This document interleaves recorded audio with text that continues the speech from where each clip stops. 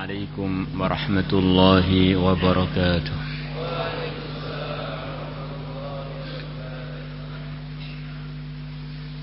نحمده ونصلي ونسلم على رسوله الكريم، أما بعد، فقد قال في كتابه الكريم: وهو يتولى الصالحين.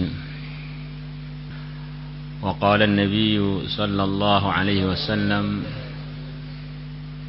آخر حياته: اللهم الرفيق الأعلى. وقال تعالى: أو كالذي مر على قرية وهي خاوية على عروشها قال أنى يحيي هذه الله بعد موتها فأماته الله 100 عام ثم بعثه قال كم لبثت؟ قال لبثت يوما أو بعد يوم. قال بل لبثت 100 عام فانظر إلى طعامك وشرابك لم يتسنه وانظر إلى حمارك ولنجعلك آية للناس وانظر إلى العظام كيف ننشزها ثم نكسوها لحما فلما تبين له قال أعلم أن الله على كل شيء قدير. Hadirin teman-teman yang dimuliakan Allah, di dunia ini di antara nabi yang diceritakan umurnya lumayan panjang adalah Nabi Uzair. Suatu hari beliau berjalan dengan naik keledai beliau. Keledai ini adalah satu hewan yang mirip dengan kuda tapi bukan kuda.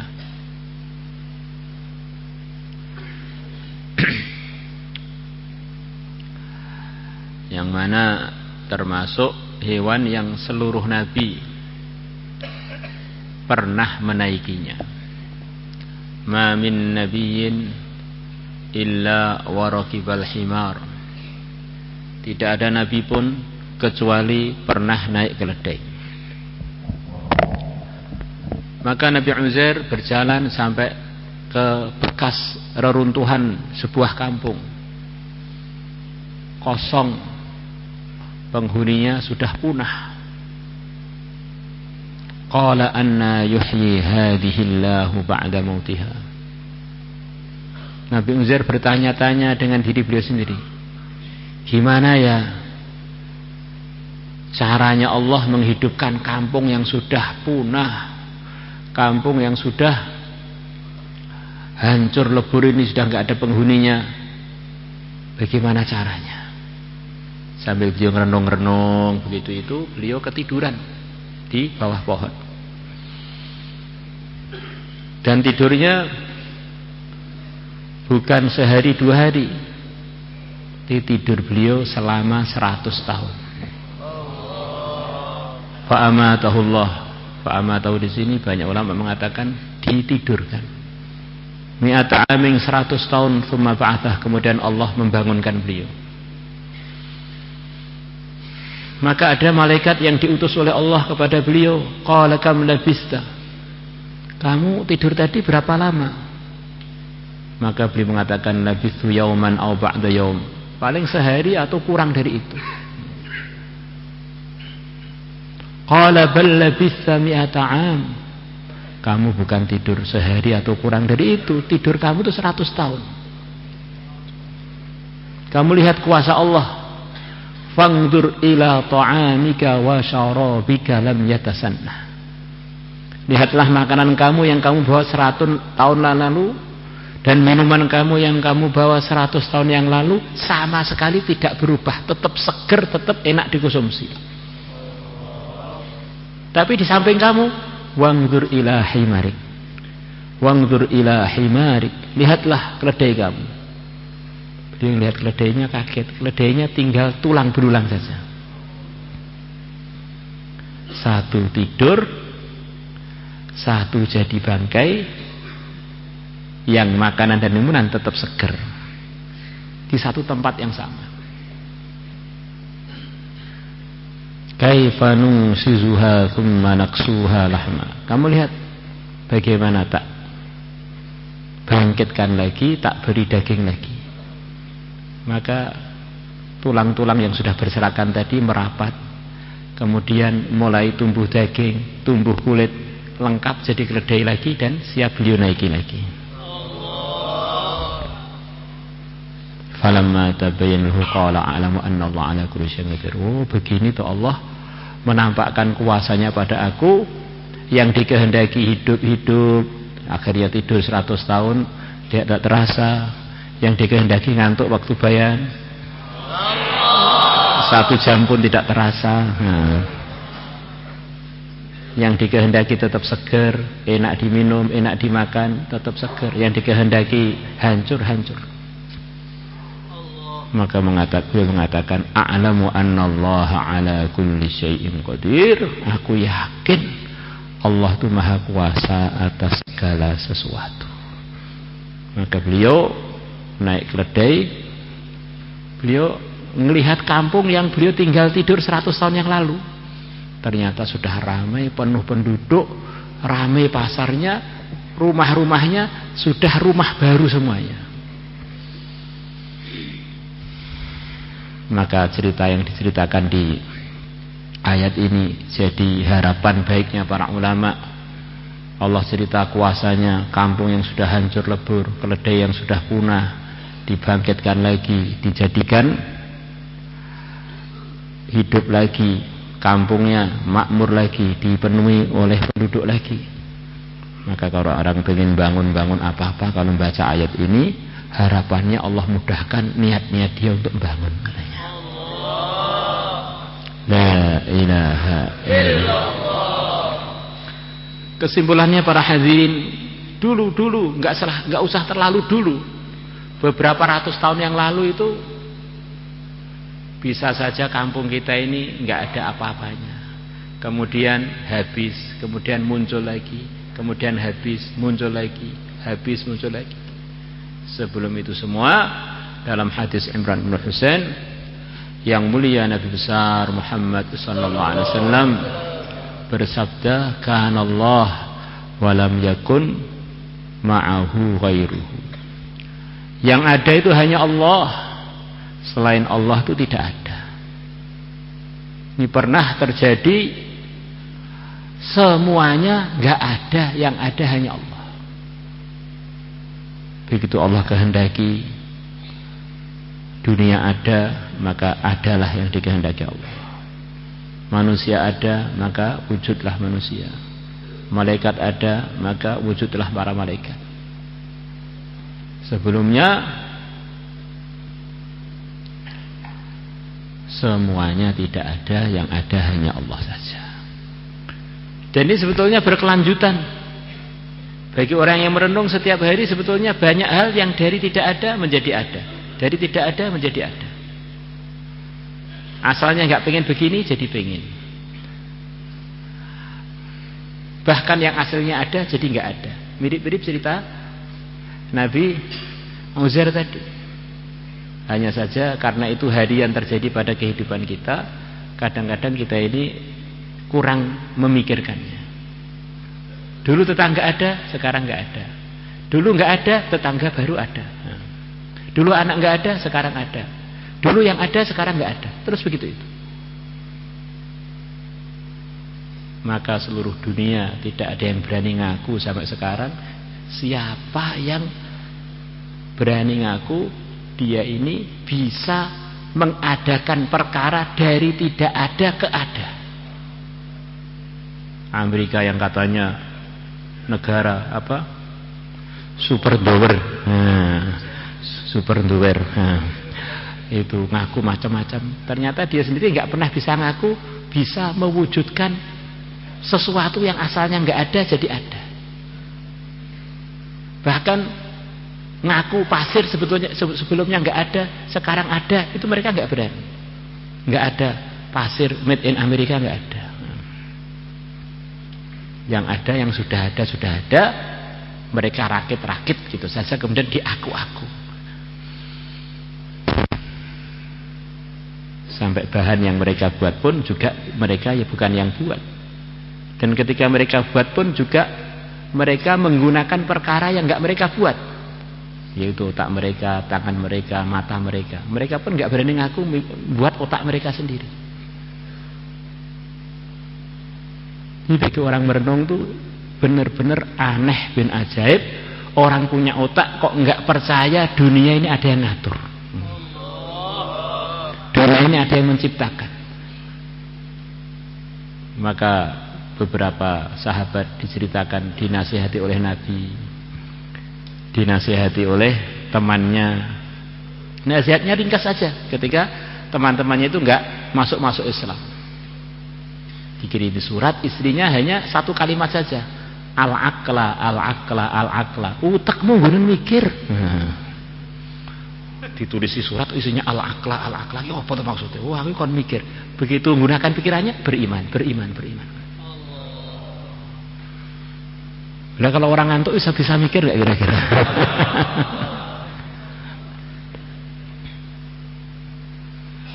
Hadirin yang dimuliakan Allah Subhanahu wa taala, Imam Fakhrul Razi rahimahullah termasuk ulama besar yang banyak orang sebab dialog dengan beliau yang asalnya enggak percaya dengan Tuhan, perasaannya dunia ini serba kebetulan, maka beliau terangkan banyak yang akhirnya, ribu-ribu yang akhirnya masuk Islam. Beliau cerita, kamu itu di satu ruangan, anggap saja kamu sedang duduk di satu ruangan, kemudian tiba-tiba ada bola gelinding di depan kamu, dulu. Maka mungkin kalau gelinding pertama kali kamu akan bilang paling keterpa angin kebetulan, atau karena sana lebih tinggi, gelinding menuju yang lebih rendah. Tetapi kalau gelinding yang kedua di tempat yang sama, mestinya kamu sudah mulai berpikir, loh, gelindingnya tadi dengan sekarang kok tempatnya persis, nggak ada bedanya. Mestinya orang itu seharusnya mulai berpikir, kalau gelindingnya 3 kali, 4 kali, kalau gelindingnya sepanjang tahun, kemudian dia masih bersikukuh dengan pendapatnya, kebetulan. Ini orang yang begini ini kira-kira rumah sakit jiwa mesti mau nerima dia apa tidak kira-kira? Sekarang ini di dunia banyak orang yang perasaannya dia ini orang cerdas, tapi tidak mengakui ketuhanan. Matahari sepanjang tahun tempatnya sama, gelindingnya di tempat yang sama, bulan begitu juga, bintang-bintang yang lain yang telah diketahui juga begitu juga. Yang gedenya itu luar biasa, bukan seperti sepak bola dunia itu, gedenya nggak karu-karuan. Terus kemudian orang itu bilangnya kebetulan itu, kebetulan. Baru bola kecil di kamar kita gelinding sepanjang bulan, gelindingnya di situ, terus kita bilang itu kebetulan, rumah sakit jiwa nggak mau nerima kita. Nah, bagaimana dengan orang yang nggak percaya dengan adanya ketuhanan, padahal dia tahu peredaran matahari yang gitu terus istiqomah, peredaran bulan begitu juga, dan peredaran bintang-bintang yang lain. Kalau dia mau merenung, dia ini benar-benar orang yang tidak menggunakan otaknya untuk berpikir mengenai ketuhanan. La ilaha illallah. Itulah yang kurang lebihnya disampaikan oleh Al-Imam Abu Hanifah rahimahullah kepada pimpinan orang ateis yang tidak percaya pada Tuhan, yang akhirnya dia menggunakan otaknya sebentar aja, akhirnya masuk Islam. Beliau telah janjian dengan tokohnya ateis di zaman beliau untuk debat mengenai ketuhanan. Yang mana si ateis tadi, pengikutnya begitu banyak, bilang segalanya itu adalah kebetulan, terjadi sendiri, alamiah, tidak ada yang mengatur. Maka telah dibuat janjian pertemuan di hari yang telah ditentukan. Nah, kebetulan antara Imam Abu Hanifah dan tempat yang akan didatangi itu ada danau atau ada bengawan atau ada laut yang jadi perantaranya. Ke sana perlu naik sampan, naik perahu. Maka orang ateis tadi nunggu Abu Hanifah nggak datang-datang. Maka sampai capek nunggu, sampai hampir nggak percaya Imam Abu Hanifah mau datang. Begitu dia mau pergi, Imam Abu Hanifah tiba-tiba nongol naik sampan. Maka orang ateis tadi bilang, kamu itu imamnya orang Islam, sudah janjian jam sekian datang, molor sampai waktu habis, bahkan lebih lagi, tak tunggu-tunggu sekarang baru muncul, kamu itu gimana sih? Maka Imam Abu Hanifah mengatakan, jangan marah dulu, dengarkan alasan saya ini memang benar-benar di luar kemampuan saya, terjadi hal yang tidak direncanakan. Saya tadi sampai ke pinggir laut, ternyata perahu itu nggak ada perahu yang bisa membawa saya ke sini. Akhirnya saya nunggu, saya ini sudah janjian dengan itu kamu untuk debat, kok perahunya nggak ada. Tengah-tengah saya nunggu, tiba-tiba saya melihat ada pohon terpotong sendiri, terbelah sendiri, kemudian membentuk dirinya sendiri jadi sampan. Dan sudah ada dayungnya lagi, maka saya gunakan ini sampan ini untuk nemui kamu. Maka orang tadi bilang, saya kira kamu tadi itu bukan sekedar molor saja, ternyata kamu itu jelas-jelas tidak waras. Abu Hanifah, kamu itu nggak waras. Iya toh, saya nggak waras. Kenapa nggak waras? Lah kamu bilang pohon terpotong sendiri, membentuk sendiri jadi perahu kecil, kemudian ada dayungnya, tinggal kamu naiki sampai ini kan, ini omongannya orang nggak waras. Maka beliau bilang, ada orang yang lebih nggak waras melebihi saya. Siapa? Kamu. Kok bisa? Iya, itu langit begitu besar, lautan begitu besar, bumi begitu besar, kamu bilang kebetulan tidak ada yang menciptakan. Lebih gila kamu dong. Wong saya baru omong pohon kecil aja kamu nggak percaya. Akhirnya orang tadi ngerenung, akhirnya masuk Islam. Masya Allah.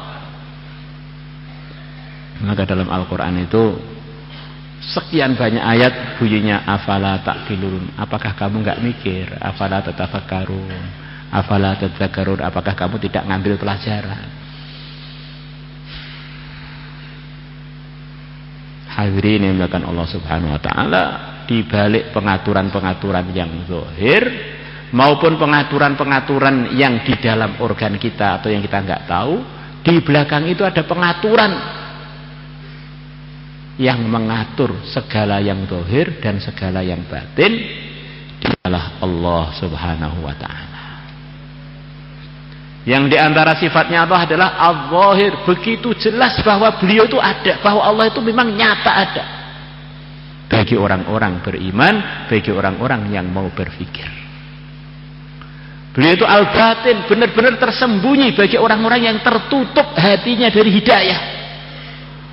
Mikir Gusti Allah eneng kok gak tembus, benar-benar otaknya ini gak digunakan, gak berfungsi.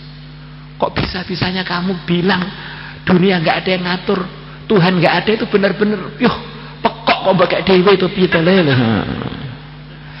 La ilaha illallah.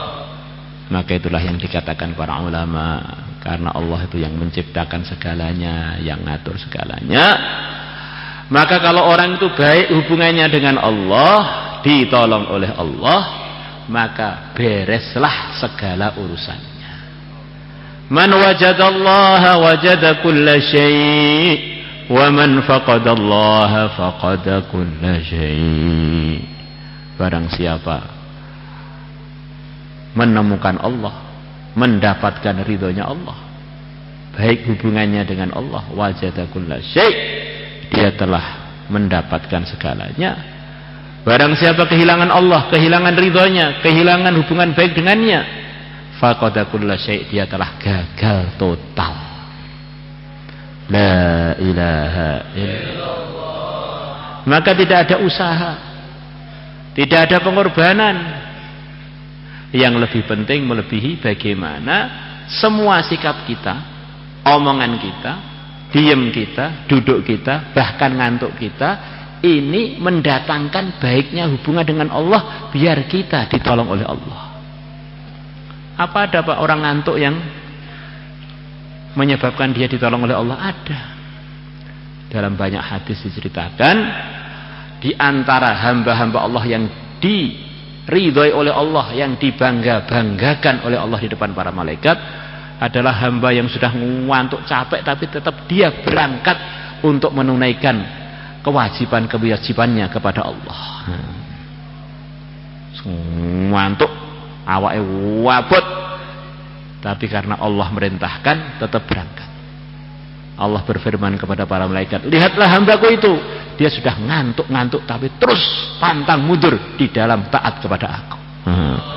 Au kama jaa fil hadits. Maka bagaimana kita ini jadikan semua yang kita buat tuh, ngantuknya, makannya, laparnya, senengnya, melaratnya, kayanya, dimuliakan atau dihinakan, banyak teman atau sedikit teman, itu semuanya mendekatkan kita kepada pertolongan Allah. Dan Allah sendiri telah bercerita dalam firman-Nya bahwa Allah akan menolong hamba-hambanya yang soleh. Wa huwa yatawallas salihin. Dialah Allah yang akan menolong orang-orang soleh. Kalau kita ini pengen ditolong oleh Allah, daftarlah jadi orang soleh, kita akan ditolong oleh Allah. Maka para anbiya di antara doa-doanya adalah pengen dikumpulkan dengan orang-orang soleh, orang-orang yang ditolong oleh Allah. Tawafani muslimah, wafatkanlah aku dalam kondisi muslim. Wa alhiqni bis salihin, dan kumpulkanlah aku, susulkanlah aku ya Allah dengan orang-orang soleh. Itulah yang diminta oleh Nabi Ibrahim. Ya Allah, saya pengen putra yang termasuk golongannya, bagiannya orang-orang soleh. Habli minas salihin. Itulah yang terakhir yang keluar dari mulut Nabi yang mulia menjelang beliau wafat.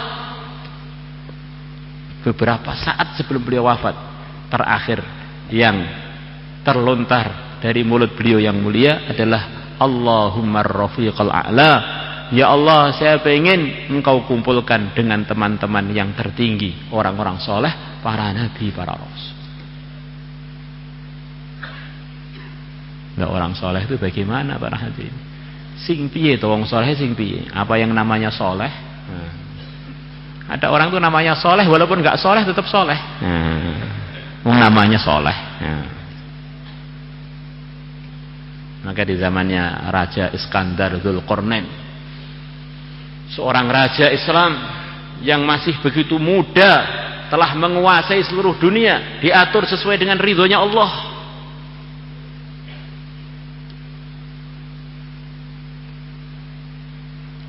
Maka Raja Iskandar ini terkenal, umurnya belum 40 tahun sudah jadi penguasa dunia ini.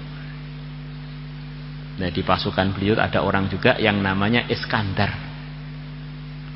yang setiap menghadapi pertempuran lari paling duluan. Namanya Iskandar juga. Maka beliau panggil, Iskandar, kamu tak beri dua pilihan. Nama kamu tuh persis nama saya loh, tak beri dua pilihan. Pertama, kamu rubah sikap kamu. Saya ini namanya Iskandar, tukang maju, lah kamu tukang lari loh. Pilihan kedua, nama kamu ganti aja, jangan Iskandar, malu-maluin saya. Nyerupai nama saya persis, tapi benar-benar bertolak belakang.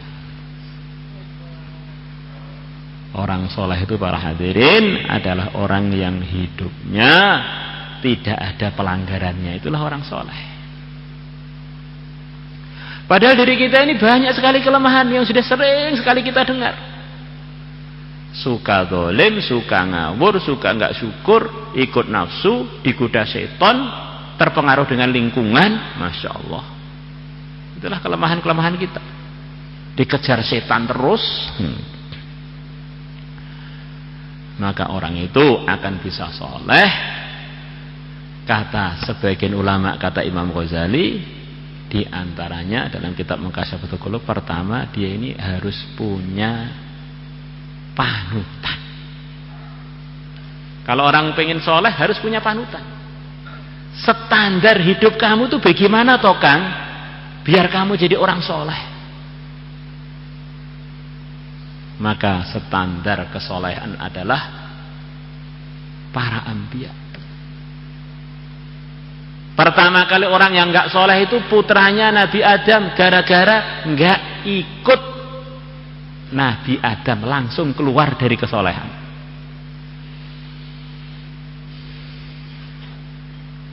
Jadi kalau kita ini ikut panutan yaitu Sayyidul Anbiya, kita pasti jadi orang soleh.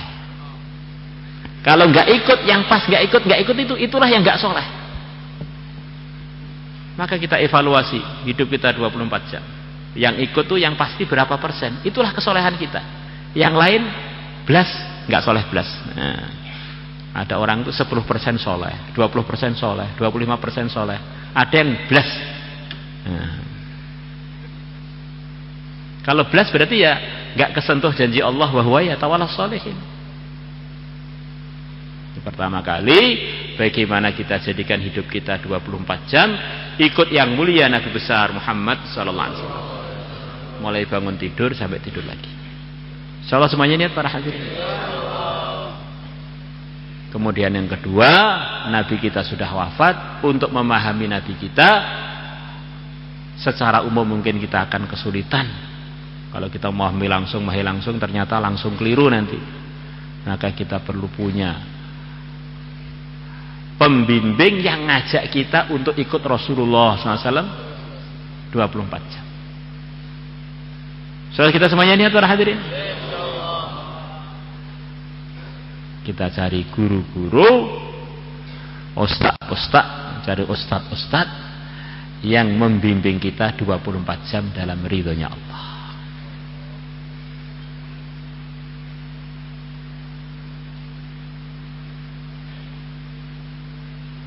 Ada tambahan dari seorang alim yang beliau termasuk muridnya Maulana Zakaria Al-Kandahlawi, penyusun kitab Fadhil Amal, namanya Hakim Akhtar, seorang ahli dzikir di negeri Pakistan sana. Kita sering duduk di majelis beliau.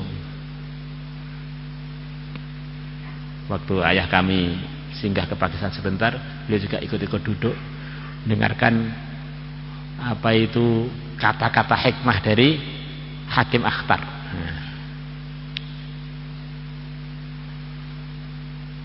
Beliau mengatakan berdasarkan penelitian di kalangan orang Islam, orang itu jadi baik para hadirin karena punya guru yang memprogram dia 24 jam di dalam kebaikan.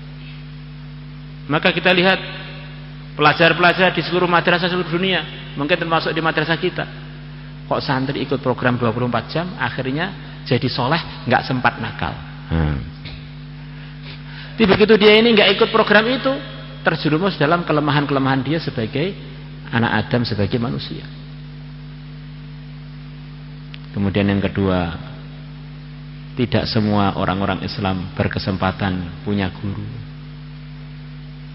berkesempatan belajar di pesantren, berkesempatan ketemu dengan panutan-panutan yang memang sempurna tarbiyahnya untuk ngajak dia kepada ridhonya Allah, memprogram dia dalam kehidupannya. Maka yang kedua, di antara orang-orang Islam yang jadi baik karena dia ini punya komunitas orang-orang soleh.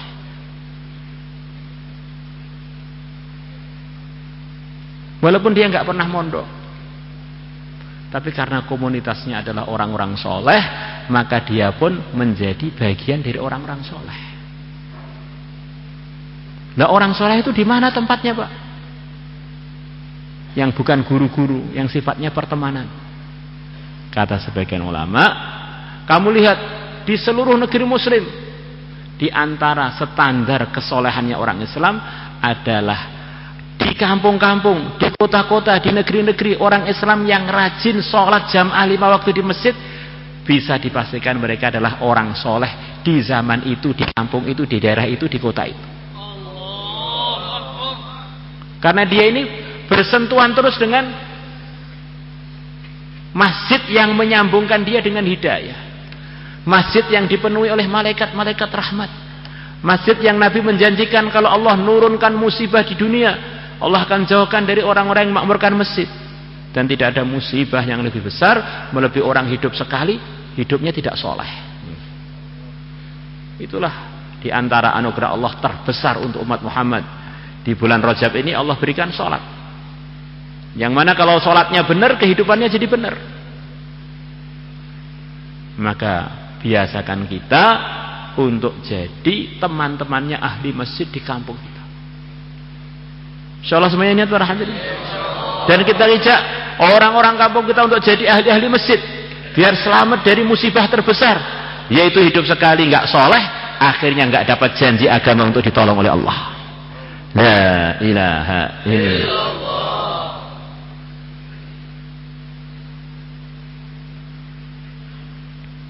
Orang itu kalau nggak suka ke masjid, nggak suka jamaah ke masjid, para laki-laki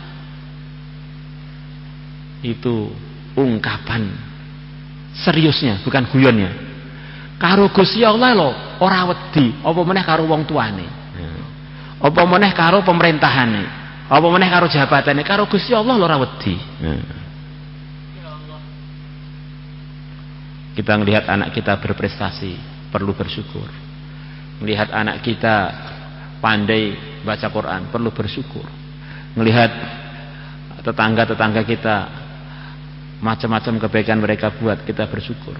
Tetapi kalau belum jadi ahli sholat berjamaah, kita harus masih harus khawatir dan sangat-sangat khawatir. Ini bahaya ini. Belum ada jaminan dia ini terjauh dari al-fahsya.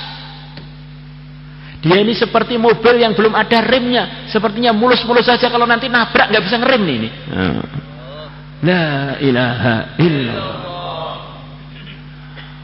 Pelajar-pelajar yang di kompleknya, yang soleh-soleh, yang lurus-lurus, akhirnya hidupnya berkah, ya, yang ahli-ahli masjid. Tetapi yang belajar kenalnya selain masjid, malah jauh di masjid. Sholat subuhnya waktu duha, sholat asarnya waktu maghrib, sholat maghribnya waktu subuh, masya Allah. Sampai orang bingung ini sholat witir apa sholat maghrib. La ilaha illallah. Maka orang-orang begini ini dikhawatirkan memang belum tersentuh oleh kesolehan. La ilaha illallah. Panutan kita Rasulullah. Cari guru-guru yang ngajak kita untuk ikut Rasulullah. Kalau itu gak ketemu minimalnya target, jadilah bagian dari orang-orang yang memampukan masjid beserta ahli-ahli masjid yang lain. Hadirin yang bukan Allah Subhanahu wa taala. Kemudian seterusnya kata Al-Imam Ghazali, kalau Hakim Akhtar tadi tambahan dari saya. Orang itu harus siap dikritik para hadirin. Kita ini harus yakin bahwa kita ini nabi bukan, wali sepertinya juga diragukan, soleh masih daftar malam ini para hadirin. Selain para anbiya, ada kemungkinan belok para hadirin.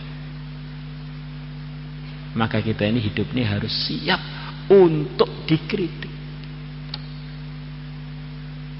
Ambillah pelajaran-pelajaran dari cemoohan-cemoohan orang, walaupun itu menyakitkan, walaupun itu pahit. Kalau itu benar, ngapain nggak kita terima? Kalau itu sudah nggak dengar, sudah nggak benar, orang kirim pahala, ngapain kita marah? Kalau itu nggak benar, jadi bahan dan bekal kita di akhirat tambah banyak. Masya Allah, saya ini amal banyak-banyak, belum mampu, alhamdulillah dapat kiriman fitnah-fitnah banyak, alhamdulillah. Saya nggak perlu capek-capek, orang-orang yang fitnah saya ini perlu tak berikan panggang satu-satu. Ternyata saya nggak mampu, ya tak Fatihah aja lah sekali untuk semuanya. Masya Allah. La ilaha illallah. Kalau itu nggak benar, kalau itu benar, ini adalah nasihat gratis dari hamba-hambanya Allah yang telah digerakkan oleh Allah untuk nyampaikan kritikan-kritikan kepada kita. Orang itu kalau melihat hamba-hamba Allah itu aslinya nggak ada, seperti keterangan tadi. Kemudian diadakan oleh Allah. Kemudian dia bergerak untuk macam-macam omelan disampaikan pada kita. Kalau kita lihat ini dia sebagai yang digerakkan oleh Allah, maka mesti mulutnya yang nyocor aja itu ada hikmah-hikmah yang perlu kita ambil. Baik pun pahala karena dia fitnah kita, atau memang di situ ada kata-kata mutiara yang di situ ada perbaikan untuk kehidupan kita dan untuk mengevaluasi diri kita ini. Saudara kita semuanya niat para hadirin. Kemudian yang seterusnya ada cerita. Ini sudah campur nih, Imam Ghazali dan lain campur nih. Nah, kemudian seterusnya para hadirin, suatu hari Nabi Isa alaihi salatu wassalam, beliau ditanya oleh salah satu kaumnya, wahai Nabi Allah, saya ini minta diberi arahan supaya saya ini jadi orang baik, itu caranya gimana? Kurang lebih begitu. Maka Nabi Isa mengatakan caranya, kalau kamu melihat hal-hal yang buruk yang terjadi pada teman kamu, akhlak yang buruk, omongan yang buruk, sikap yang buruk, perilaku yang buruk, keputusan yang buruk, maka yang buruk-buruk itu jangan sampai nempel dalam kehidupan kamu. Itu diantara nasihatnya para ulama, dinukilkan dari cerita Nabi Isa. Kalau kamu pengen baik, keburukan-keburukan yang ada di sekeliling kamu itu yang kamu lihat jangan sampai nempel dalam diri kamu. Kita melihat orang sholatnya paling belakang, itu pun rakaat terakhir baru datang. Wah, enggak pas ini. Maka jangan sampai itu terjadi pada kita. Kita melihat teman kita di kelas tiduran, enggak bawa buku catatan, itu enggak baik. Oh, jangan sampai terjadi pada saya. Kita melihat, Masya Allah, ada orang, istrinya orang diplototi aja, istrinya sendiri nggak pernah dipandang. Oh, jangan kita sampai lakukan pada diri kita. Ada orang kita lihat gosok serandal, maka jangan sampai kita juga niru. Kok penak men gak sah tuku karek gosok. Kok enak sekali ya orang ini, nggak perlu beli, tinggal gosok aja. Jangan gitu, Masya Allah.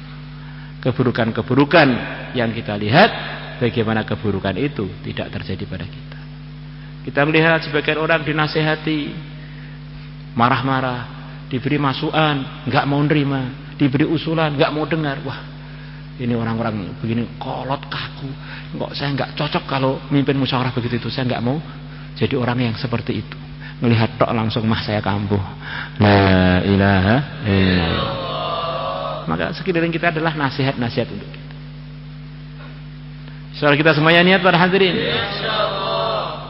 Maka untuk islah diri itu para hadirin, kita ini perlu satu suasana yang sesuai, suasana yang suci, suasana yang dijamin di situ itu banyak makhluk-makhluk Allah yang suci.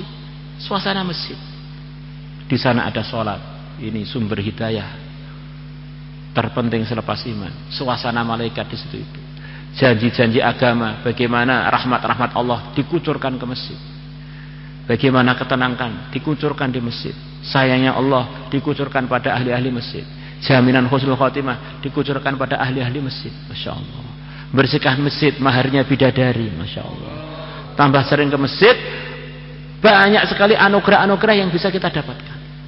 Di masjid dihidupkan kerja-kerja hidayah, ta'lim wa ta'alum, kerja-kerja hidayah, bergerak berjuang fisabilillah, kerja-kerja hidayah, zikir, ibadah. Masya Allah, tempatnya sesuai, kurikulumnya sesuai, ditemani oleh teman-teman ahli masjid, disertai teman-teman ghaib yaitu para malaikat, Insya Allah kalau orang itu sering ke masjid dengan program-program tadi para hadirin, akhirnya kemungkinan jadi orang soleh itu menjadi sangat maksimal para hadirin, sangat besar.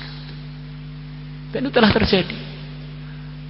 Orang-orang kampung kita kok jadi ahli masjid, mereka adalah orang-orang soleh di kampung kita.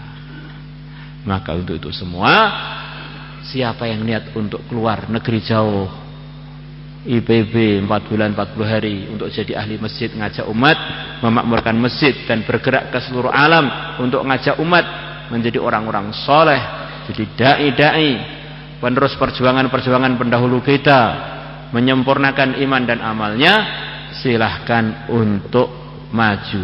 Pertama kali yang mau keluar 1 tahun, Masya Allah, 1 tahun, pertama kali 1 tahun. Mari yang mau berangkat 1 tahun segera ke depan untuk mendaftar pada tim taskil setahun. Mari Ustaz-Ustaz, para alim ulama yang telah ada niat untuk berangkat 1 tahun, silahkan ke depan untuk bertemu dengan tim taskil 1 tahun. 1 tahun yang sedang bergerak atau yang akan bergerak, Masya Allah, silahkan maju, Masya Allah.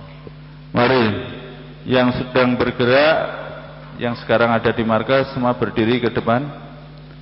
Silakan. Mari silakan 1 tahun yang akan berangkat, yang sedang bergerak atau yang baru niat, silakan Pak ke depan. Masya Allah, Masya Allah. Silakan Pak. Silakan ke depan. Silakan, Masya Allah. Dunia. Mari yang lainnya.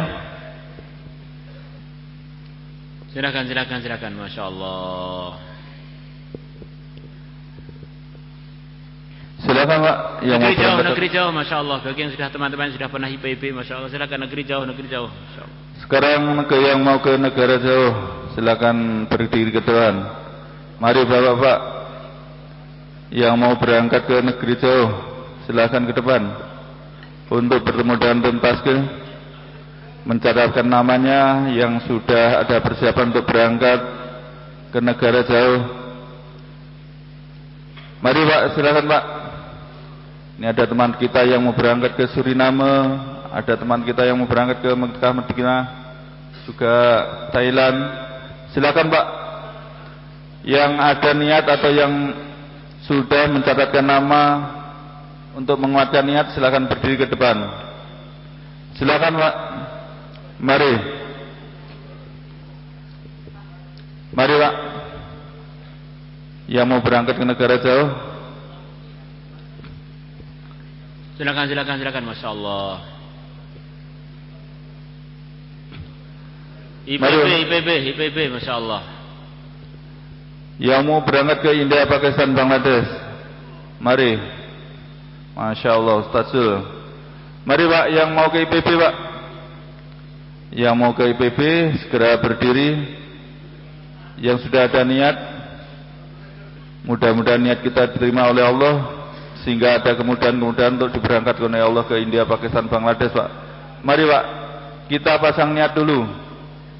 Masya Allah, silakan. 4 bulan, 40 hari, jalan kaki, jalan biasa, Masya Allah. Atau berapa hari saja, silakan, Masya Allah, silakan maju. Yang mau keluar 4 bulan 40 hari atau berapa hari saja Pak, silakan berdiri ke depan untuk mencatatkan namanya. Silakan Pak. Yang mau berangkat 4 bulan 40 hari dari Madiun, silakan Pak.